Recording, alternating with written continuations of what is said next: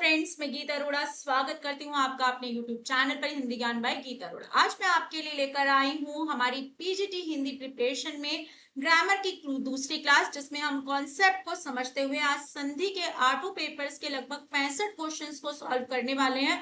और मुझे पूरी जो है उम्मीद है कि ये 65 क्वेश्चन करने के बाद आपका एग्जाम में जो भी हमारी एनालिसिस में वेटेज बन रही थी कि हर एग्जाम में 7 से 8 क्वेश्चन या 10 क्वेश्चन हमारे संधि के पूछे जा रहे हैं, वो आपका एक भी गलत ना हो। एक एक नंबर हमारे लिए मायने रखता है, इसलिए हमें तैयारी भी उसी हिसाब से करनी है। संधि जैसे टॉपिक का एक भी क्वेश्चन किसी भी बच्चे का, किसी भी एस्पायरेंट का गलत नहीं होना चाहिए। उसके लिए क्या करना है कि आज की पूरी क्लास को ध्यान से देखना है। ट्रिक तो समझेंगे ही, लेकिन उससे पहले कॉन्सेप्ट को क्लियर करेंगे। और जो है इतना आपको करना है कि क्लास पूरी देखनी है, और मेरे लिए बस इतना करना है, एक लाइक, एक शेयर और एक कमेंट, यानी कि इतना मेरे लिए भी करना आपको जरूरी है। चलिए शुरू करते हैं, अब टाइम वेस्ट नहीं करते। सबसे पहले बात करते हैं कि संधि है क्या। तो संधि जो है इसका शाब्दिक अर्थ होता है जोड़, लेकिन हिंदी व्याकरण की भाषा में इसका अर्थ होता है वर्णों का मेल। ठीक है, वर्णों का मेल। अब कहाँ पर वर्ण मिलते हैं हम ध्यान रखते हैं। ठीक है, तो हिम जमा आलय, यहाँ पर मैं दो शब्द लिखती हूँ जिनके बीच में मुझे संधि करनी है। मुझे सबसे पहले तो ये देखना है कि ये दोनों शब्द कैसे होने चाहिए, मीनिंगफुल होने चाहिए। कैसे होने चाहिए? मीनिंगफुल होने चाहिए। दूसरी बात, संधि हमेशा संस्कृत शब्दों में होती है, यानी कि संधि हमेशा तत्सम शब्दों में होती है। ये बात भी आपको बहुत काम आने वाली है आगे जाकर। ठीक है, तो ये दो चीजें आपको ध्यान रखनी है। अब मैंने बोला वर्णों का मेल, ये क्वेश्चन आया हुआ है कि संधि किसका मेल है? वर्णों का। लेकिन हमें यहाँ पर क्या दिखाई दे रहे हैं? शब्द। लेकिन यहाँ शब्दों में संधि ना होकर इन शब्दों के वर्णों के बीच संधि होती है। कौन से दो वर्णों के बीच में संधि होती है? यहाँ पर जो दो शब्द दिखाई दे रहे हैं उसमें पहले शब्द का अंतिम वर्ण और दूसरे शब्द का आरंभिक पहला वर्ण, ठीक है, ये दोनों आपस में मिलते हैं। इनमें जो विकार उत्पन्न होता है उसी को हम संधि कहते हैं। ठीक है, ये हमें ध्यान रखना है। यदि ये दोनों में से दोनों ही स्वर हैं, पहला और दूसरा भी, तो हमारी कहलाती है स्वर संधि। क्या कहलाती है? स्वर संधि।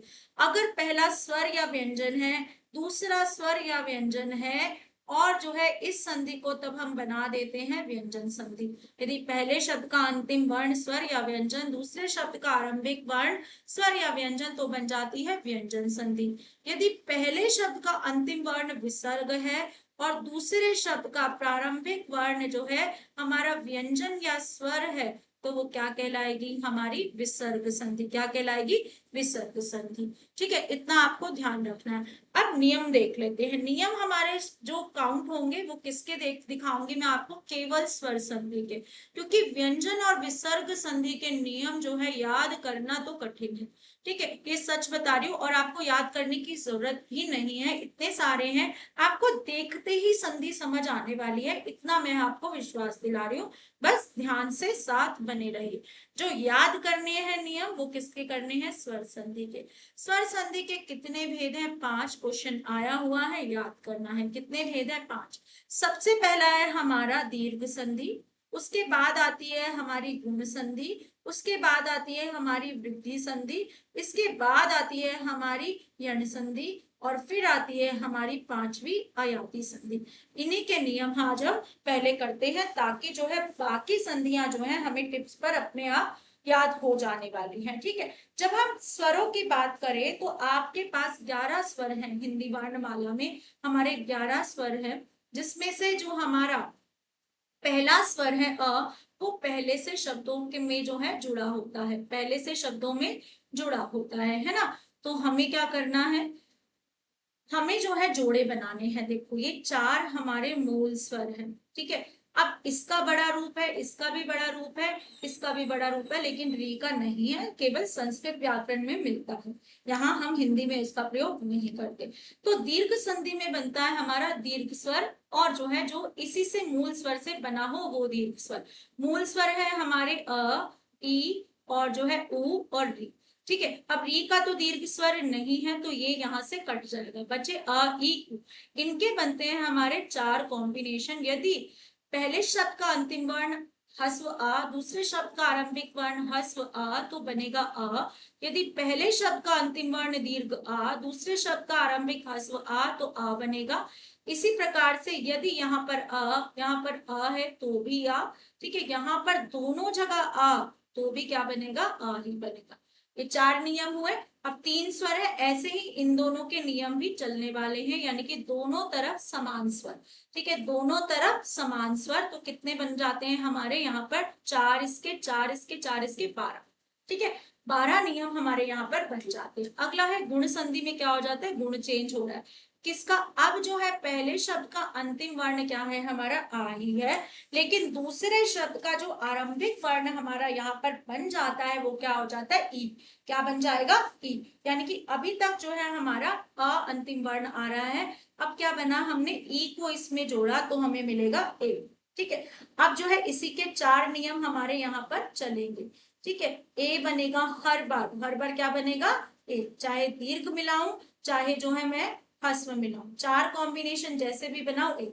इसी तरीके से यहाँ पर अ में ई मिलेगा और या फिर अ में ऊ मिलेगा। अगर ऊ मिलेगा अ में तो हमारा क्या बनेगा, ओ बनेगा। क्या बनेगा, ओ बनेगा।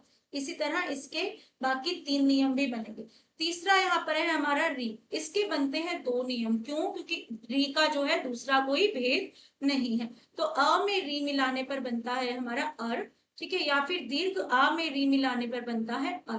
कितना आपको समझ आ रहा होगा, ये मैं उम्मीद करती हूँ। ठीक है, यानी यहाँ पर जो है हमें मात्राएं, दीर्घ संधि में जो हमें मात्राएं दिखती है, दीर्घ संधि में हमें स्वरों की मात्राएं, क्योंकि हमारा कौन सा स्वर बनता है, या तो बड़ा आ बनता है, या बड़ी ई बनती है, या बड़ा ऊ बनता है।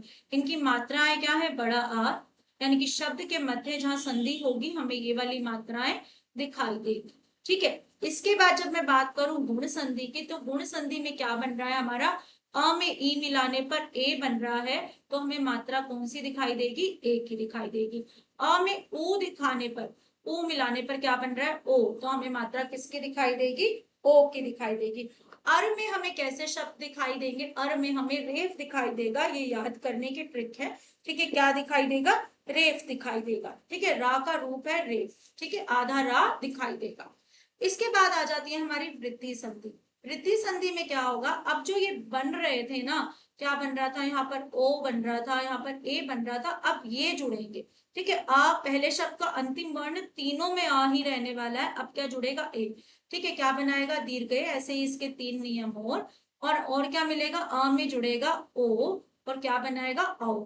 ठीक है, ऐसे ही इसके बाकी 3 नियम, यानी कि इसके होते हैं हमारे 12 नियम, 4 इसके 4 इसके 4 इसके 4 इसके 4 इसके 8, और 2 री के मिल बनते हैं हमारे 10 नियम जो है इसके, और यहाँ पर 2 ही मिलते हैं तो बन जाते हैं 8 नियम, 12 10 8। ठीक है, यहाँ पर हमें शब्द के मध्य में कौन सी मात्राएं दिखाई देती है, बड़े आए की या फिर बड़े औ की मात्रा। लेकिन दूसरी बात क्या क्या ध्यान रखनी है, कि हमें हमेशा ध्यान रखना है कि संधि जब हम देखें तो हमें क्या देखना है, कि 2 सार्थक शब्दों के बीच संधि होनी चाहिए। तीसरी और चौथी संधि है हमारी यण संधि। यण संधि में अभी तक पहले शब्द के अंतिम वर्ण अ ही था, चाहे ह्रस्व या दीर्घ, लेकिन अब जो है पोजीशन चेंज हो गई। अब जो है पहले शब्द का अंतिम वर्ण हो गया ई, और इसके साथ ई के अलावा बाकी बचे हुए हमारे 11 स्वर। ठीक है, कितने स्वर, 11 स्वर, क्योंकि सॉरी 10 स्वर। कितने स्वर, 10 स्वर। लेकिन 10 स्वरों में हम ई के साथ ई को छोड़ देंगे। क्यों छोड़ देंगे, अगर हमने ई के साथ ई को जोड़ा तो ये तो हमारी दीर्घ संधि बन जाएगी, यानी कि बचे हमारे 9 स्वर। कितने स्वर, 9 स्वर। ई के साथ 9 भिन्न स्वर आ गए तो क्या बनेगा, य, और भिन्न स्वर की मात्रा लगेगी या पर। जैसे मैंने ई के साथ मैंने जोड़ दिया, मैंने जोड़ा यहाँ पर ऊ, तो क्या बनेगा, या, और यहाँ पर ऊ की मात्रा यू बन जाएगा मेरा। ठीक है, दूसरा यण संधि का नियम क्या है, अब आएगा ऊ अंत में, क्या आएगा, ऊ। ठीक है, अगर ऊ आता है हमारा और उसके साथ बचे हुए कितने स्वर है हमारे, 9 स्वर आते हैं। कितने स्वर बचे, ओ 9, क्योंकि यहाँ पर भी यही है कि ऊ के साथ ऊ नहीं आ सकता, तो बनेगा हमारा वा, और भिन्न स्वर की मात्रा, भिन्न स्वर की मात्रा जो भी है वो किस पर लगेगी, व, तो बन जाएगा वो। ठीक है, ये बात हमें ध्यान रखनी है। अब तीसरे इसमें क्या आएगा, अंतिम वर्ण में री, क्या आएगा, री। ठीक है, आ क्यों नहीं आ रहा, क्योंकि आ ऑलरेडी 3 बार आ चुका है। जो भी मूल स्वर है उन्हीं के साथ यण संधि का मेल है। ठीक है, अब यहाँ पर क्या बनेगा हमारा, री के साथ जब कोई भिन्न स्वर आ जाए, री के साथ मान लो अ आ गया, तो हमारा क्या बनेगा, र। कितने स्वर गिने जाएंगे यहाँ पर, 10, क्योंकि री का रूप नहीं, यहाँ पर 10 स्वर बचेंगे तो बनेगा र। और रा पर लगेगी भिन्न स्वर की मात्रा। ठीक है, अगर री के बाद जो है यहाँ पर बड़ा ऊ होता तो क्या बन जाता, रू। ये हमें ध्यान रखना है। ठीक है, इसके बाद आ जाती है हमारी अयादी संधि। अयादी संधि का नियम भी बड़ा मजेदार है। ठीक है, यण संधि का एक बार ट्रिक बता देती हूँ। यण संधि में जो है आपको स्वर के मध्य जो है आधा व्यंजन, कोई भी आधा व्यंजन और या दिखाई देगा, आधा व्यंजन जो है या फिर व दिखाई देगा, कोई भी आधा व्यंजन हो सकता है, या फिर स्वर के मध्य में त्र दिखाई देगा। किसकी बात बता रही हूँ, ये यण संधि की। अयादी संधि की बात करते हैं। अयादी संधि में अब क्या होता है, हमने सबका खेल खेल लिया, अ को खिला दिया, ई को खिला दिया, सबको मुख्य बना दिया। अब हमें मुख्य बनाना है जो पहले शब्द के अंत में आ रहे हैं। अब जो है ये पहले शब्द के अंत में ये दोनों कभी नहीं आए, ना तो ओ आया ना औ आया। ठीक है, ना तो ए आया ना ए आया, ये दोनों नहीं आए। अब ये कह रहे हैं कि शब्दों के आरंभ में हम आएंगे, पहले शब्द के अंत में हम आएंगे। अब ये क्या कहते हैं, यदि इसके बाद कोई भी भिन्न स्वर आ जाए, कोई भी स्वर आ जाए, कोई भी, यानी कि खुद ये भी आ जाए, तो ये क्या बनेगा, हमारा अब बनेगा। क्या बनेगा, अब बनेगा। ठीक है, और अगर यहाँ पर जो है इसके बाद कोई भिन्न स्वर आ जाए, मान लो जो है अ आ गया, तो क्या बनेगा, ये आफ बनेगा। क्या बनेगा, आफ। इसको देखना है, ये जो अ की मात्रा है ना, वो किस पर डिपेंडेंट है, इस पर डिपेंडेंट है। अगर ये छोटा है तो अ, अगर ये बड़ा है तो बड़ा। ठीक है, इतनी बात आपको समझनी है। ये छोटा है तो ये अ रहेगा, ये बड़ा है तो आ हो जाएगा। और इस पर जो है भिन्न स्वर, जो भी स्वर है अन्य स्वर, उसकी मात्रा लगेगी। जैसे इस पर तो मात्रा नहीं है, अ की कोई मात्रा नहीं होती, जो है वाही रहने वाला है, और ये क्या बन जाएगा, अब ऐसे ही ए कहता है, ए के बाद कोई भी स्वर आ जाए, चाहे ए ही आ जाए, ये क्या बनेगा, हमारा आई। ठीक है, और इसकी मात्रा लगेगी इस पर। ठीक है, इसके बाद जो है अगर हमारा कोई भी भिन्न स्वर आता है, मान लो हमारा अ आ गया, तो क्या बनेगा, आ। क्या बनेगा, आ। मैं किसके अनुसार अ और आ लिख रही हूँ, इन दोनों के अनुसार, इससे फर्क नहीं पड़ता, बनेगा हमेशा या, और इनकी मात्रा इस पर लगेगी। इतना आपको ध्यान रखना है। ठीक है, ट्रिक क्या है, शब्द के मध्य कोई मात्रा नहीं दिखाई देगी, मात्रा दिखाई नहीं देगी अयादी संधि में। क्या दिखाई देगा, पहला वर्ण जो होगा शब्द का, सबसे पहला वर्ण है, जैसे गायक, तो यहाँ पर क्या दिख रहा है, बड़ा आ है, और या दिख रहा है। ठीक है, नाविक, नाविक, ठीक है, क्या दिख रहा है, बड़ा आ दिख रहा है और व दिख रहा है, आधा व्यंजन नहीं है, तो ये क्या है, आ भी दिख रहा है, तो आ भी हमारा यानी कि अयादी संधि का उदाहरण है। ठीक है, वो अलग करते हुए कैसे दिखेगा, ऐसे दिखेगा, या फिर ऐसा दिखेगा, ये ध्यान रखना है। व्यंजन संधि के जो है नियम नहीं करा रही हूँ। ठीक है, यहाँ पर पहला क्वेश्चन है हमारे पास, संकल्प में संधि बताइए। तो जब भी आपको स के ऊपर बिंदी दिखाई देती है तो आपको समझ जाना है वो क्या है, सम। ठीक है, क्या है, सम है, ये याद रख लीजिए। और अगर सम मैं निकाल लेती हूँ तो क्या बचता है, कल। क्या बचा, कल। तो क्या बचा, सम जमा कल, ये हुआ। अब सम का अंतिम वर्ण क्या है भाई, माँ है ना, माँ क्या है, स्वर है या व्यंजन है, क्या है, व्यंजन है। कल्प का क्या है, व्यंजन है। और हमसे पूछा है क्या है, कि कौन सी संधि है। अब दोनों जगह व्यंजन हो तो कौन सी संधि होगी, हमारी व्यंजन संधि होगी। ठीक है, ये हमें ध्यान रखना है। अगला जो है हमारा संसार शब्द। संसार शब्द में स के ऊपर बिंदी, मुझे क्या समझना है कि ये क्या है, सम है। ठीक है, क्या लिखा है, सम। और सार में आरंभिक वर्ण क्या है, सार। तो यानी कि यहाँ पर भी हमसे संधि का भेद पूछा है, कौन सी संधि है, तो व्यंजन, व्यंजन कौन सी संधि, व्यंजन संधि। ठीक है, इसके बाद है हमारा अगला प्रश्न जो है हमारा, वो क्या है, दुहराज। ठीक है, दुहु जमा राज, यहाँ पर जो है विसर्ग है, यहाँ पर व्यंजन है, विसर्ग संधि का उदाहरण है। अब क्या होता है, यहाँ पे क्या कहती है हमारी विसर्ग संधि के नियम है। विसर्ग संधि में हमें जो चीजें ध्यान रखनी होती है, वो इतनी ध्यान रखनी होती है कि विसर्ग किसी ना किसी व्यंजन में बदलती है। या तो जो है रा में बनेगी, या फिर शाह बनाएगी। देखो, या तो शाह दिखेगा मध्य में, या ये वाला शाह दिखेगा, या हमें रा दिखाई देगा, या फिर जो है स दिखाई देगा। ठीक है, ये तो मुख्य हैं, अधिकतर हमें ये दिखाई देंगे। इसके बाद और भी दिखते हैं जो हमें याद करने हैं। ठीक है, तो साथ साथ हम करते जाएंगे। अब जो है यदि विसर्ग से पहले अ के अलावा कोई भी स्वर हो, ठीक है, तो क्या बन जाता है, मीनिंगफुल बनाना है हमें, तो वो रा ही बदल जाता है। अ के अलावा कोई अन्य स्वर हो, यानी यहाँ पर क्या है, अ के अलावा छोटा ऊ है और उसके बाद क्या है, कोई भी व्यंजन है तो रा बन जाता है। अब कोई भी व्यंजन बना तो क्या बना, ये रा तो रा में ही रहने वाला है, तो क्या बन गया, दुराज बन गया। ठीक है, अगला जो है हमारा प्रश्न जो है वो क्या है, संधि कितने प्रकार की होती है। तो अभी क्वेश्चन कराया था कि संधि हमारी कितने प्रकार की है, संधि हमारी 3 प्रकार की है। कौन सी, स्वर संधि, विसर्ग संधि और व्यंजन संधि। अगला है निरोग में जो है हमसे संधि पूछी। अधिकतर जो है इस क्वेश्चन को बार बार पूछा जाता है, क्योंकि यहाँ पर गलती करते हैं। क्यों करते हैं, पहले तो सबको ये वर्तनी गलत लगती है कि निरोग में संधि जो है निरोग शब्द होता है, ये ना होकर सही वर्तनी क्या है, निरोग है। ठीक है, ये वर्तनी बिल्कुल शुद्ध है। अब कैसे बनता है निरोग, यदि विसर्ग के बाद र आता है, ठीक है, तो क्या होती है, विसर्ग तो हट जाती है और पहले वाला जो स्वर है वो दीर्घ हो जाता है, पहले वाला ह्रस्व स्वर जो है वो दीर्घ हो जाता है, ये तो कहता है हमारा नी।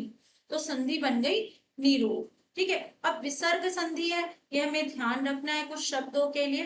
कैसे ध्यान रखना है, नी जमा रोग का कोई अर्थ नहीं है, क्योंकि नी जो है ना तो उपसर्ग है। देखो, निर, अगर उपसर्ग की बात करूं तो ये निर होगा, और अगर संधि की बात करूं तो नी होगा। और मीनिंगफुल जो है शब्द यहाँ पर क्या बच रहा है, रोग। अगर मैं रोग निकाल लेती हूँ यहाँ से तो मेरे पास क्या बचता है, मेरे पास बचता है नी।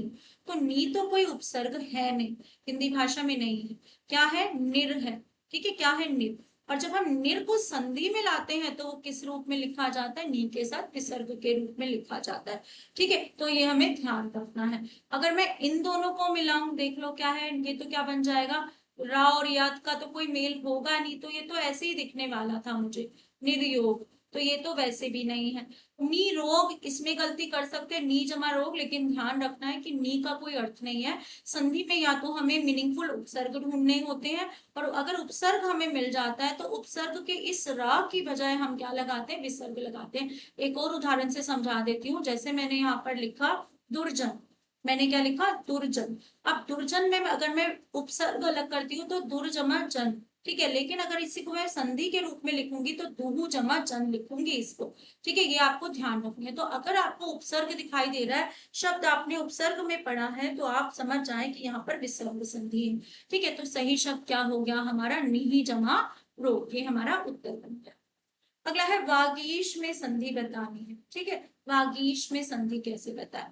अब जो है गा अगर मध्य में दिख रहा है, हम क्या दिख रहा है, गा। अब आप कह सकते हैं कि मैम जो है बड़ी दिख रही है, आपने बताया था, तो दीर्घ संधि होगी यहाँ पर कि ई के बाद ई मिल जाए। चलो इसको करके देख लेते हैं, वागी जमा ईश। ईश का तो अर्थ है, ईश मतलब ईश्वर, लेकिन वागी का कोई अर्थ नहीं है। ठीक है, मैंने क्या बताया है कि संधि में हमेशा क्या हो, हमारे मीनिंगफुल शब्द हो। वागीश बना होता है जिसकी आवाज, ठीक है, आवाज का ईश्वर कह सकते हैं, जिसकी आवाज अच्छी हो। तो यहाँ पर आवाज को क्या बोलते हैं, वाक। क्या बोलते हैं, वाक। वाक से वाक्य बना, वाक बना है ना, वाक। ठीक है, तो वाक जमा ईश, मीनिंगफुल क्या है, ईश। मीनिंगफुल क्या है, ईश। अब क्या होता है, व्यंजन संधि में यदि यहाँ पर का है तो ये अपने तीसरे व्यंजन में बदलेगा। अगर यहाँ पर जो है च है, ठीक है, और इसके बाद कोई स्वर है तो वो ज में बदलेगा। ठीक है, तो हमेशा तीसरे व्यंजन का ध्यान रखना है। अगर उत है और यहाँ पर कोई और व्यंजन है तो वो द में बदलेगा। ठीक है, ये हमें ध्यान रखना है। 3 चीजें हमें जो है ना हमें ध्यान रखनी होती है, किसमें, हमारी जो है व्यंजन संधि में। व्यंजन संधि में एक तो हर वर्ग का तीसरा व्यंजन काम करता है। ठीक है, क्या काम करता है, तीसरा व्यंजन काम करता है, अधिकतर तीसरा बनता है। अगर दो कंटिन्यूअस है, चा और छा है, ठीक है, जा और झा है, ट और ठ है, तो हमेशा पहला बनता है। जैसे उत्त जमा चारण है, उत्त जमा चारण है, तो ये क्या बन जाएगा, व्यंजन के बाद चारण में चा है, तो ये ता जो है किस में बदल जाता है, चा में बदल जाता है। ठीक है, तो हमें ये ध्यान रखना है। अगर यहाँ पर जो है हमने छा देखा यहाँ पर, तो छा पर भी क्या होगा, हमारा चा में परिवर्तित हो जाता है। ठीक है, जैसे वित्त जमा छेद, विच्छेद हो जाता है, ये हमें ध्यान रखना है। विहि जमा छेद क्या हो जाता है, विच्छेद हो जाता है। ठीक है, तो जो है हमें क्या ध्यान रखना वर्णमाला हमें आती है तो हर एक वर्ग का तीसरा व्यंजन हमें ध्यान रखना होता है अधिकतर, ठीक है, कि वो बनता है, या फिर जो है हमारा क्या बनता है, या फिर हमारा श षटकोण ये बनेगा, श शलगम बनेगा, या श षटकोण बनेगा आधा, या स बनेगा आधा, या फिर र बनेगा रेफ के रूप में, या फिर र सिंपल र बनेगा। ये हमें ध्यान रखना है। और तीसरा और पहला व्यंजन हमें ध्यान रखने हैं। और क्या हो सकता है, स्वर कौन से बनते हैं हमारे, ओ स्वर बनता है एक तो, जैसे मन है जमा रोग, मन है जमा रोग, तो क्या बन जाता है, मनो रोग बन जाता है, ठीक है, क्या मने जमा योग मनोयोग बन जाता है, ठीक है। तो ये कुछ नियम है जो हमें साथ साथ करने हैं। अब जो मुझे दिख रहा है यहाँ पर क्या है, वाह और ये ईश, ठीक है, ये हमारा क्यों नहीं है, क्योंकि इस ईश की स्पेलिंग गलत है, इस ईश की स्पेलिंग गलत है, ईश संधि में हमेशा ये वाला आएगा अगर दिखाई दे रहा है, ठीक है। पढ़ी की मात्रा है ना, पढ़ी की मात्रा अलग कर ली तो क्या बचा, वाघ, वाघ का तो कोई अर्थ नहीं है, तो वो कहीं ना कहीं किस में बदला होगा, वाघ से बदला होगा। अगला है सज्जन। अब मैंने क्या कहा था, तीसरा व्यंजन बनता है, यहाँ पर क्या दिख रहा है, ये किस वर्ग का तीसरा व्यंजन है हमारा, च छ ज का, ठीक है। अब हमें क्या ध्यान रखना है, यहाँ पर देखो ये हमारा जो है सह जमा जन है, ठीक है, सह जमा जन, विसर्ग तो नहीं बदलेगी इसमें।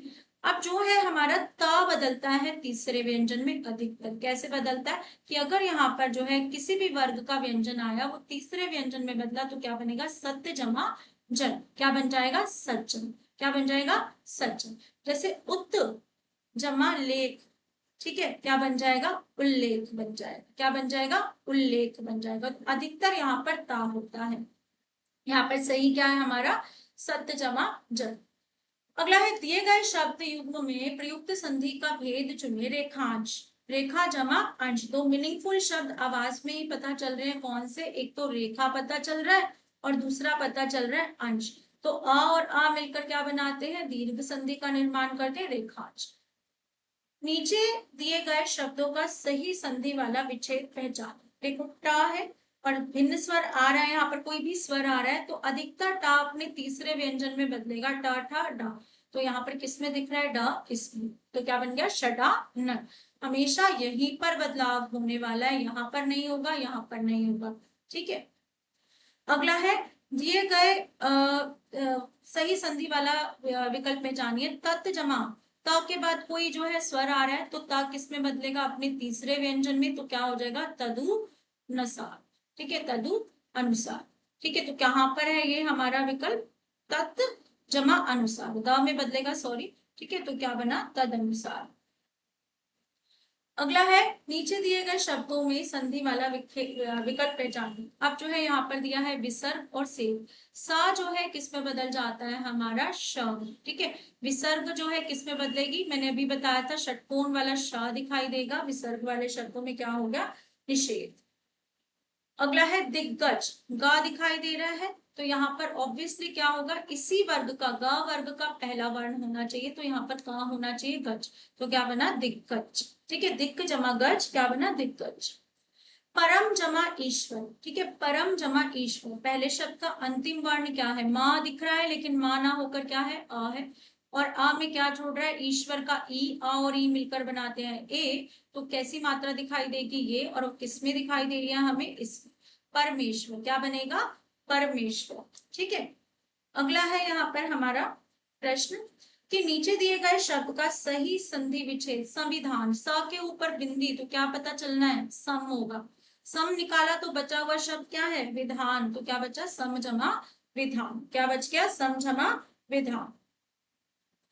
अगला है मात्रादेश, त्रा दिखाई दे शब्द के मध्य में, कौन सी संधि, त्रा आएगा तो हमारी क्या होगी, यण संधि होगी।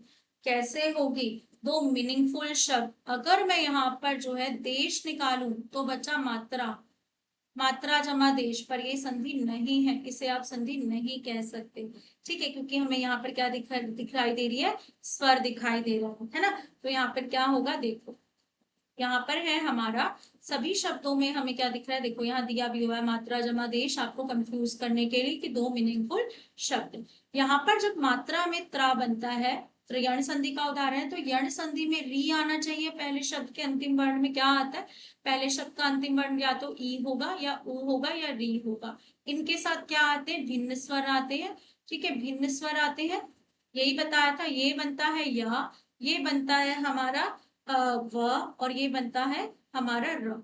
अब यहाँ र नहीं दिखाई दे रहा, यहाँ पर हमें त्रा दिखाई देगा हमेशा, क्योंकि हमारे जो है यण संधि में ऐसे ही शब्द। लेकिन मुझे ये सब समझ आ रहा है, अगर री की बात हो रही है तो मेरा शब्द होगा ये वाला। क्यों? क्योंकि त्रा के नीचे ही री की मात्रा लगी है। इसको मैं खोलकर बताना चाहूंगी ताकि आपको अच्छे से समझ आ जाए। ठीक है, अगर मैं मातृ आदेश की संधि करती हूँ तो मैंने देखो मात निकाल के क्या निकाल लिया? री, क्योंकि मुझे संधि तो री में करनी है और इसके आ में करनी है। और यहाँ पर क्या बनता है? रा बन जाता है, और रा पर क्या लग जाती है? दूसरे बिन स्वर की मात्रा। इन दोनों को काटा तो क्या बनेगा? रा। और कैसा रा बनेगा? बड़ा आ लगा हुआ, क्योंकि बड़े आ में था। अब आधा ता और रा, ये हमारा संयुक्त व्यंजन है या नहीं है? कि ता में अगर रा मिल जाए तो क्या बन जाता है? त्र बन जाता है ना? त्रा बन जाता है ना, तो यहाँ पर क्या बना? त्रा। इसलिए इसमें हमेशा हमें त्रा दिखाई देगा, क्योंकि कुछ ही शब्द हैं जो हमारे यण संधि में आते हैं, जैसे पितृ जमा आदेश हो गया, पित्रादेश हो गया, या पितृ जमा आज्ञा हो गया, पित्राज्ञा, मातृ जमा आज्ञा हो गया, मात्राज्ञा होगा, मातृ जमा आदेश, मात्रादेश, भ्रातृ जमा आदेश, भ्रात्रादेश। ठीक है, तो यहाँ पर ध्यान रखना है कि त्रा दिखाई दे तो अंतिम में जो है री आपको मिलना चाहिए। ठीक है, और दोनों शब्द मीनिंगफुल होने चाहिए। अगला है, नीचे दिए गए शब्द में प्रयुक्त संधि का सही भेद चुनना है। मैंने क्या बताया था? या के पहले यदि आधा व्यंजन दिखाई दे तो कौन सी संधि होती है? यण संधि होती है। ठीक है, कैसे बनी होगी? पहले शब्द का अंतिम वर्ण ई होगा और दूसरे शब्द का आरंभिक वर्ण कोई भिन्न स्वर होगा। ठीक है, अगर मैं ता पर ता को निकालू तो अति लिखूंगी, अति जमा अंत, अति जमा अंत में से ती और अ निकाल कर या बना, और भिन्न स्वर की मात्रा यहाँ पर कोई मात्रा नहीं है। ता से ई निकाला तो आधा ता बचा, क्या बचा? अत्यय। ठीक है, तो यह किसका उदाहरण है? हमारा यण संधि का। अगला है, व्यंजन का व्यंजन से अथवा किसी स्वर से मेल होने पर परिवर्तन जो होता है वो कौन सी संधि होती है? भाई व्यंजन का व्यंजन से, तो ये कौन सी होगी? व्यंजन संधि। स्वर में स्वर का स्वर से, विसर्ग संधि में जो क्या होगा? विसर्ग का स्वर या व्यंजन से, और अयादि संधि जो है हमारी वो तो स्वर संधि का भेद है। ठीक है, उसमें तो नियम लिखे होते हैं, जैसे ई का ई से मिलना है ना, इस तरीके से ए का जो है मिलना। भिन्न विकल्पों में से उस विकल्प का चयन करें जो दिए गए शब्द के सही संधि विच्छेद का विकल्प है। सीमा जमा अंत, सीधा सीमांत, दो शब्दों की आवाज सुनाई दे रही है भाई। सीमांत, सीमा जमा अंत, क्या हुआ? सीमांत। सी जमा मांत तो नहीं हो सकता, सी का कोई अर्थ नहीं है। सी जमा अंत का कोई अर्थ नहीं है। सीमा जमा त का अर्थ नहीं है, तो सीमा जमा अंत, सीमांत। ठीक है, अगला है हमारे पास, वर्णों का मेल या जोड़ क्या कहलाता है? संधि विच्छेद। जोड़ को क्या कहते हैं? संधि। जोड़ को अलग करना, तोड़ना, वर्णों वर्णों के मेल को तोड़ना या उनका विच्छेद करना क्या कहलाएगा? वर्ण विच्छेद या संधि विच्छेद। लेकिन यहाँ पर हमें क्या लिखना है? संधि। निम्न विकल्पों में से उस विकल्प का चयन करें जो दिए गए संधि विच्छेद शब्द का सही विकल्प हो। ठीक है, अब यहाँ पर जो है राज जमा ऋषि, पहले शब्द का अंतिम वर्ण क्या है? अ है। दूसरे शब्द का आरंभिक वर्ण ई है। कौन सी संधि का उदाहरण है? अर। इसका उदाहरण है अर। ठीक है, तो कैसे बना? देखो, राज में से मैंने जो है अ निकाल लिया तो आधा जा बचा, ऋषि का री निकाल लिया। ठीक है, ऋषि का री निकाल लिया तो श बचा। इन दोनों को मिलकर क्या बनना चाहिए? अर। इन दोनों को काट दू तो बना अर। अब ये अर का आ जुड़ जाएगा राज में, और जो है ये रा जो है आधा बचा है ना, अरी तो बनता है, आधा रा बनता है, वो किस में जुड़ जाएगा? शी के साथ, रेफ के रूप में। तो क्या बना? राजर्षि। क्या बना? राजर्षि। अगला है, निम्न विकल्पों में से कौन सा गुण संधि का सही विकल्प है? ठीक है, तो महिष, गजानन, रामावतार, पुरुषोत्तम। अब देखो, बड़ी की मात्रा बीच में दिख रही है, क्या शब्द हो सकता है? मही जमा ईश। क्या हो सकता है? मही जमा ईश। ठीक है, गजानन, गज जमा आनंद, यानी कि गज के आनंद वाला भगवान गणेश। ठीक है, राम अवतार, यानी कि राम जमा अवतार। दो साफ शब्द सुनाई दे रहे हैं। लेकिन पुरुषोत्तम में मात्रा दिख रही है ओ की, और ओ की मात्रा कब बनती है? जब अ में ऊ मिलता है ना? अ में ऊ मिलता है तो क्या हुआ? हमारा गुण संधि का उदाहरण हो गया पुरुषोत्तम। अगला है, निम्न विकल्पों में से उस विकल्प का चयन करें जो दिए गए शब्द के सही संधि विच्छेद का विकल्प हो। चरणामृत, अब भाई दो शब्द मुझे सुनाई दे रहे हैं, अमृत शब्द मैंने सुना है ना, और चरण शब्द सुना है, तो क्या हुआ, चरण जमा अमृत। यहाँ पर जो है एक विकल्प जो है नीचे छुपा हुआ है, इसको ठीक कर लेते हैं जरा सा, ठीक है, ताकि जो आपको समझ आ जाए। क्या है यहाँ पर, चरणामृत, क्या होगा, चरण जमा अमृत, क्या होगा, चरण जमा अमृत, ठीक है। अगला है, नीचे दिए गए शब्द में प्रयुक्त संधि के भेद वाला सही विकल्प चुनें। अब आ जाओ भाई, क्या दिख रहा है यहाँ पर, आवी, क्या दिख रहा है, आवी, आ के साथ वी, कौन सी संधि होगी भाई, अयादी संधि होगी, ठीक है। कैसे बनी होगी पता चल रहा है ना, ठीक है। ध्यान रखना है इसका, नाविक की संधि हमारी जो बनी है, अयादी संधि बनी है, जो किससे मिलने से बनी होगी, वाह बनता है हमारा जो है ओ के साथ, आवी है ना यहाँ पर, तो ओ के साथ क्या मिला होगा हमारा भाई, ई मिला होगा, ठीक है। तो 9 जमा 1 क्या बन जाएगा हमारा, नाविक, क्या बन जाएगा, 9 जमा 1 क्या बन जाएगा, नाविक, ठीक है। अगला है हमारे पास, उल्लेख शब्द में संधि बताओ। देखो, जब दो समान जो व्यंजन दिखाई दे तो अधिकतर पहला आधा का होता है, उत्त जमा लेख उल्लेख, उत्त जमा लेख उल्लेख, ये याद रखना है। उल्ल एक कुछ नहीं है, उल्ल जमा लेख नहीं है, उत्त दिखाई देगा, आधा मतलब त दिखाई देने वाला है आपको जो है आपकी कौन सी संधि में, व्यंजन संधि में, या फिर अच दिखाई देने वाला है, षट दिखाई देने वाला है। इसके बाद जो है अगला प्रश्न है, निम्न विकल्पों में से उस विकल्प का चयन करें जो दिए गए संधि विच्छेद का सही संधि का विकल्प है, ठीक है। निही जमा ठुर, देखो मैंने बोला था अगर विसर्ग है तो आपको सा दिखाई देगा, या षटकोण वाला शा दिखाई देगा, या शलगम वाला शा या रा दिखाई देगा, ठीक है। तो हमें मीनिंगफुल शब्द भी तो देखना, ये भी करना है। निठुर ना हमने नहीं पढ़ा, निठुर ये नहीं पढ़ा हमने, निष्ठुर पढ़ा है जिसमें जो है दया ना हो, बहुत ही, तो क्या है, निष्ठुर। विसर्ग किस में बदल रहा है, यहाँ श षटकोण में बदल रहा है। शरणार्थी, तो दो शब्द मुझे तो सीधे सीधे दिखाई दे रहे हैं, शरण एक शब्द मुझे दिखाई दे रहा है, शरण निकाल लू तो क्या बचेगा, ये आ की मात्रा है, और यहाँ पर थी दिखाई दे रहा है, तो क्या है, शरण जमा अर्थ, क्या दिखाई दे रहा है, शरण जमा अर्थ। सत्य जमा मित्र, सत्य जमा मित्र, अब यहाँ पर मी है, क्या दिखाई दे रहा है भैया, अगर जो है हमारा अगर माँ आ जाता है, कोई भी माँ आ जाता है, तो इस वर्ग का मतलब पंचम वर्ण आता है ना यहाँ पर, और यहाँ पर ता है, तो ये अपने वर्ग के पंचम वर्ण में ता था दाधा ना में बदल जाता है, यानी कि सन्मित्र, ठीक है। अगर यहाँ पर ता है, यहाँ पर पंचम वर्ण आ रहा है, पंचम वर्ण कौन से है पता है ना, प फ ब भ म, ठीक है। अगर ये आ रहे हैं तो ता जो है अपने वर्ग के त थ द ध न इसमें बदल जाएगा, न में बदल जाएगा, तो क्या बना यहाँ पर, सन्मित्र, ठीक है। अगला है पितृ जमा इच्छा, देख लो, अब देख लो यहाँ पर क्या आएगा, री है, शब्द का अंत क्या है, री है, री किससे मिल रहा है, ई से मिल रहा है, क्या बनाएगा, रा, रा में क्या जुड़ेगी, छोटी ई, लेकिन जो है यहाँ पर क्या छूटेगा, आधा आधा ता छूटेगा, यानी कि हमें क्या दिखाई देगा, त्रि, क्या दिखाई देगा, त्रि, क्या दिखाई देने वाला, त्रि, किसमें दिखाई दे रहा है, त्रि किसमें, क्या बन गया, पितृच्छा, हमेशा त्रा दिखाई देने वाला है यण संधि में।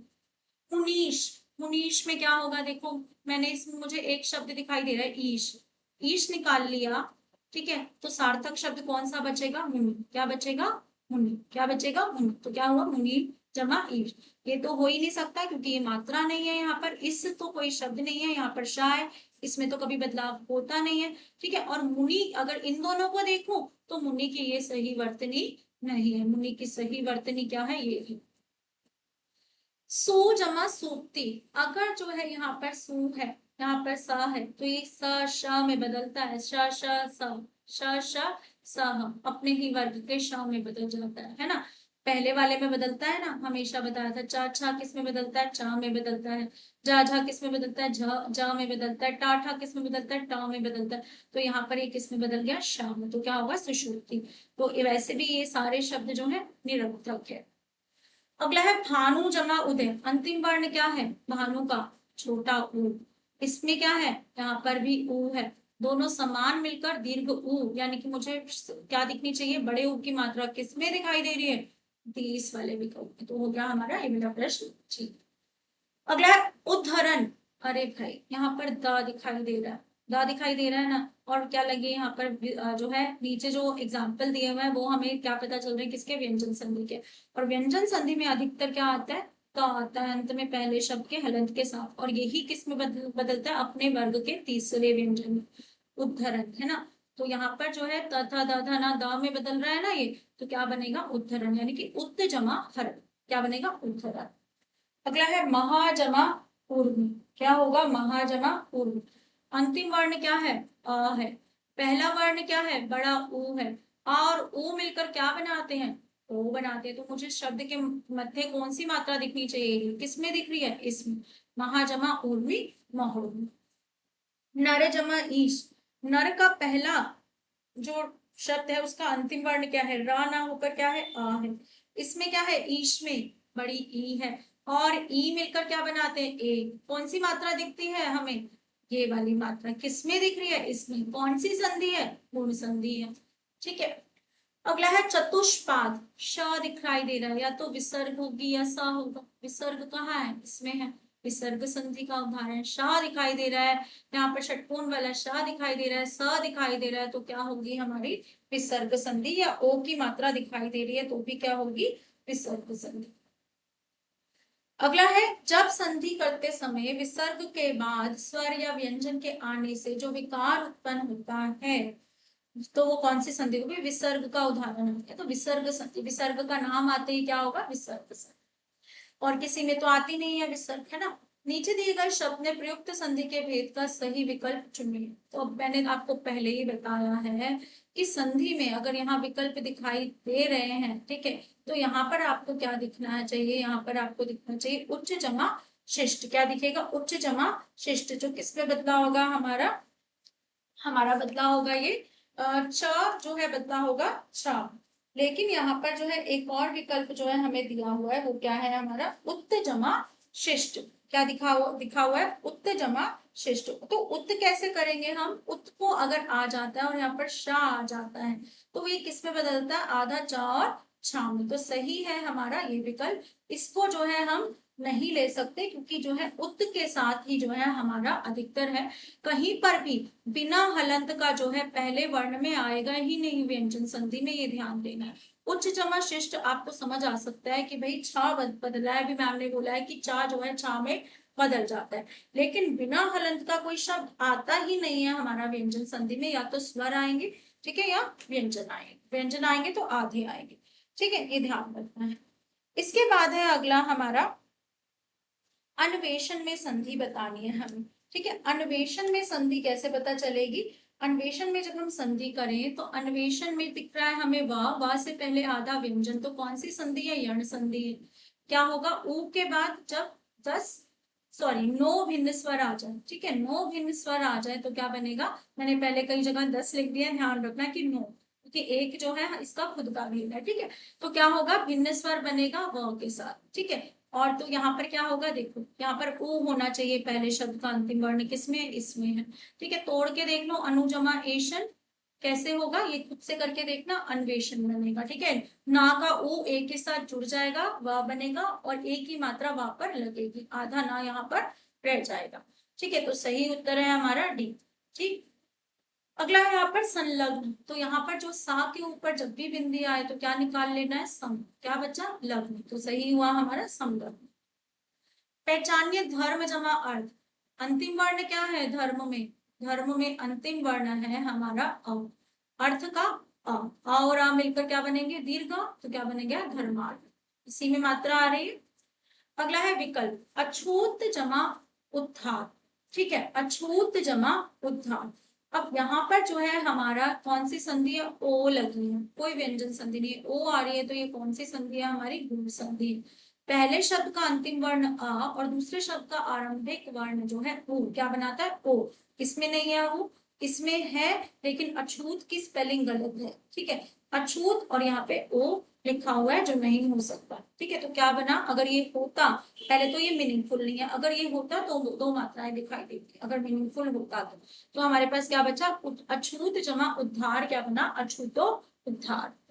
स्वर संधि के कितने भेद है, देखो आ गया प्रश्न, कितने भेद है हमारे, 5 भेद है। अगला है मातृ जमा आनंद। वही देखो री आ रहा है पहले शब्द के अंत में और जो है आनंद आ रहा है, तो क्या होगा, री और आ मिलकर क्या बनाएंगे, हमारा बनाएंगे त्रा दिखेगा, तो क्या बनेगा मात्रान। यण संधि का उदाहरण क्या दिखेगा, मात्रान। अगला है यद्यपि, यद्यपि का जो है संधि विच्छेद, कौन सी संधि है पहले तो बताओ। या दिख रहा है, या से तुरंत पहले आधा व्यंजन, तो यंड संधि का उदाहरण है। यानी कि पहले शब्द का अंतिम वर्ण ई होना चाहिए। या है तो ई होगा, तो यदि जमा अपि। दो मीनिंगफुल शब्द क्या है, यदि जमा अपि। अगर संधि का नियम भी ना आता तो ये मीनिंगफुल शब्द नहीं है, ये भी नहीं है, ये भी नहीं है। शब्द का अर्थ भी देखो, जबकि, है ना। अब भी मतलब क्या होता है, अपि मतलब क्या होता है, भी।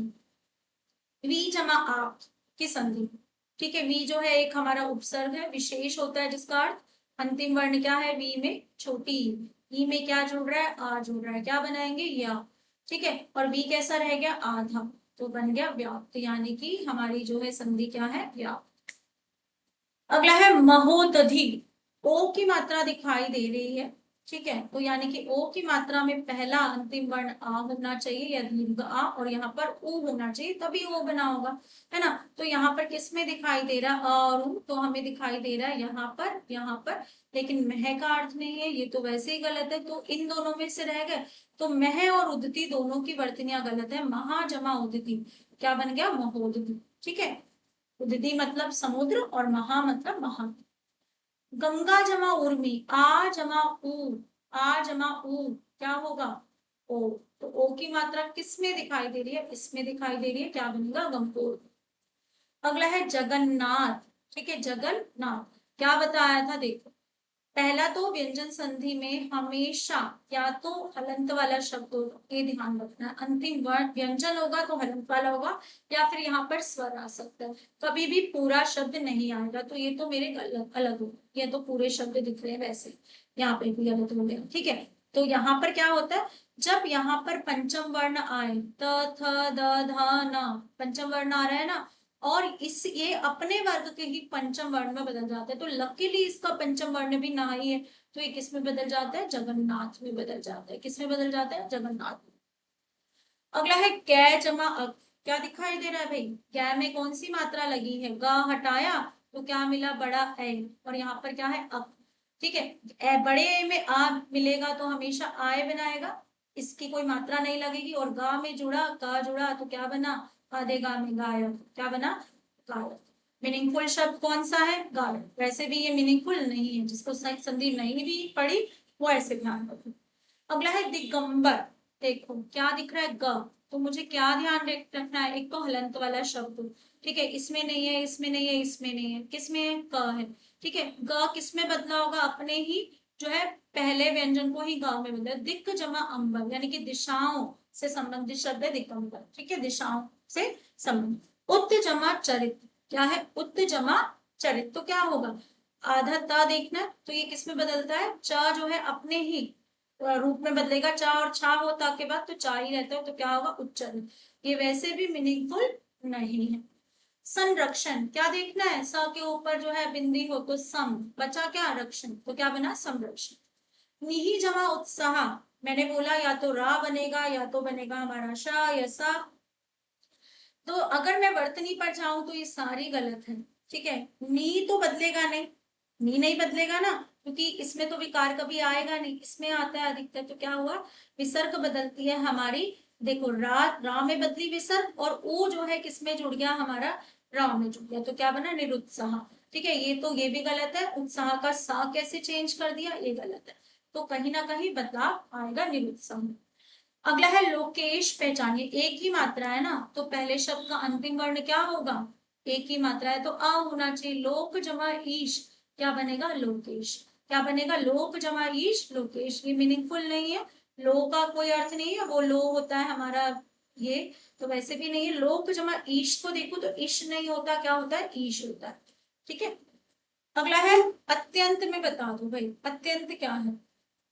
अत्यंत में जो है या दिखाई दे रहा है, या से पहले आधा व्यंजन दिखाई दे रहा है, तो कौन सी संधि, यण संधि किससे मिलकर बनी होगी, अति जमा अंत से मिलकर बनी होगी। अगला है परम जमा ओज, अ के बाद ओ आ जाए तो क्या बनेगा भाई, अब ये आ रहा है तो पहले ये बन रहा था, अब ये आ रहा है तो ये बन रहा है, तो दो मात्राएं देखनी है मुझे, क्या बनेगा, परमोज। कौन सी संधि, वृद्धि संधि। गिरीश में बताइए, छोटी ई बड़ी समान ई मिलकर क्या बनाएंगी, दीर्घ ई, किसमें है बड़ी ई की मात्रा, इसमें है, तो ये उत्तर हो गया, ठीक है। अगला है यथा जमा अवसर। यथा अवसर, ये तो सीधा सीधा पता चल रहा है, यथा जमा अवसर, ठीक है। बसर का कोई अर्थ नहीं है। यथा जमा सर हमारा हिंदी का नहीं है, ये एक उपसर्ग है, नहीं लगेगा अंत में, ठीक है। यथ जमा अवसर कोई अर्थ नहीं है, तो सही विकल्प बी है। अगला है योगी। योगी जमा ईश्वर, योगीश्वर, ठीक है। दो मीनिंगफुल शब्द देखने हैं, तो योगीश्वर लिखा है तो योगी जमा ईश्वर, ये भी हो सकता है। ये क्या बनेगा अगर ये हुआ, क्योंकि योग का भी अर्थ है, तो ये बनेगा योगीश्वर। अगर योग में ईश्वर जुड़ा योगेश्वर, अगर योगी में ईश्वर जुड़ा तो योगीश्वर। निम्नांकित, तो क्या होगा, निम्न जमा अंकित, क्या होगा, निम्न जमा अंकित, ठीक है। सीधा सीधा पता चल रहा है, मीनिंगफुल शब्द देखने हैं, ठीक है। नी जमा अंकित तो माँ कहाँ चला गया, निम्न जमा कित तो बिंदी कहाँ चली गई, तो सही विकल्प है निम्नांकित में निम्न जमा अंकित।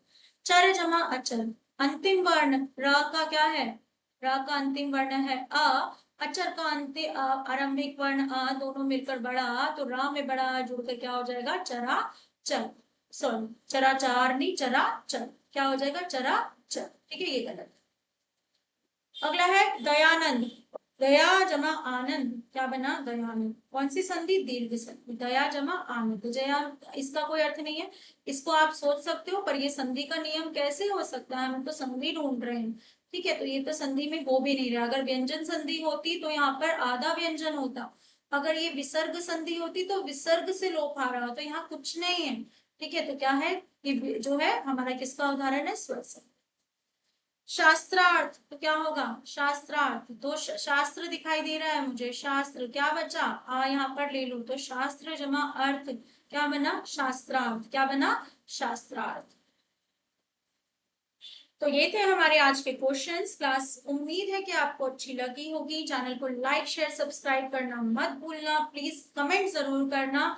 मुझे आज की वीडियो पर मैक्सिमम लाइक चाहिए कि आप जो है मुझे बताएं कि आपको मेरी क्लासेस अच्छी लग रही है। Thank you. Next class literature की होगी, जल्दी ही लाऊंगी। थैंक